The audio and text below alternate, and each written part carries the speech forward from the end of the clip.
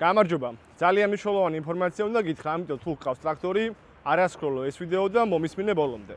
ტრაქტორი არ არის უბრალოდ მანქანა. ეს არის მძიმე სამუშაო კომპლექსური სისტემა, რომელიც მუშაობს მაღალი დატვირთვით, ტვერში, ტენიანობაში და რა თქმა უნდა არათანაბარ რელიეფზე.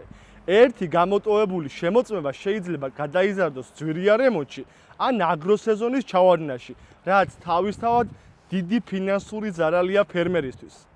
ამიტომ პროფესიონალი ოპერატორი ყოველ დილით ასრულებს სტანდარტულ შემოწმებას, რომელიც მოიცავს პირველი ძრავის ზეთს, რადიატორის წყალს და ანტიფრიზს, ჰიდრაულიკურ სითხეს, ტრანსმისიის ზეთს და რა თქმა უნდა საწვავს. შემდგომ ვამოწმებთ და ვასუფთავებთ ჰაერის ფილტრს. ჰაერის ფილტრის გასუფთავება ძალიან მნიშვნელოვანი დეტალია, ვინაიდან ხშირად განსაკუთრებით ზაფხულის პერიოდში ეს ჰაერის ფილტრი მტვრის ხშირი შედინების შედეგად იბიძნება და ძრავს უკვე უჭის ჩათვალეთ სუნთქვა.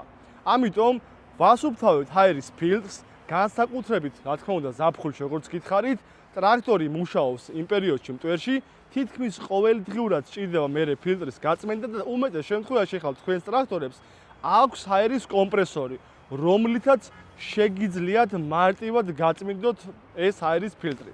წინააღმდეგ შემთხვევაში ძრავი კარგავს ძალას, იმატებს საწვავის ხარჯი და იზრდება ცილინდრის ცვეთა და მცირდება საბოლოო ჯამში ტრაქტორის სიცოცხლის უნარიანობა.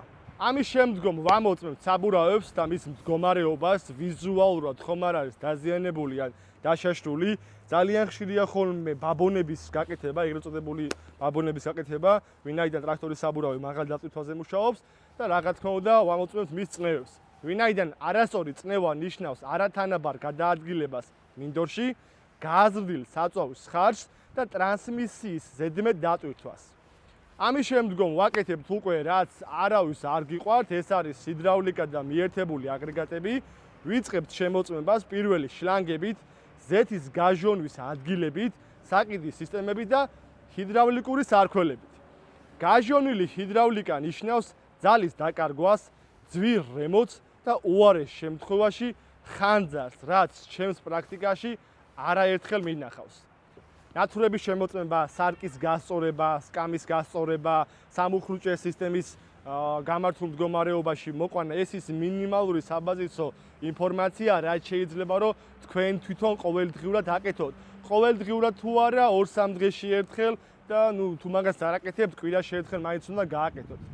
თუ კვირაში ერთხელაც არ აკეთებთ და განსაკუთრებით აგროსეზონის პერიოდში, საერთოდ ჯობია ტრაქტორზე არ დაждდეთ, ან არ დასვოთ ეგეთი ადამიანი.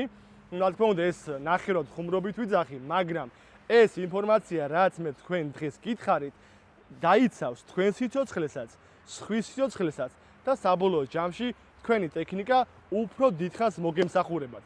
მე გიორგი მაზანაშვილი ვარ და გისურვებთ მშვიდ და შედეგიან აგროოპერაციებს.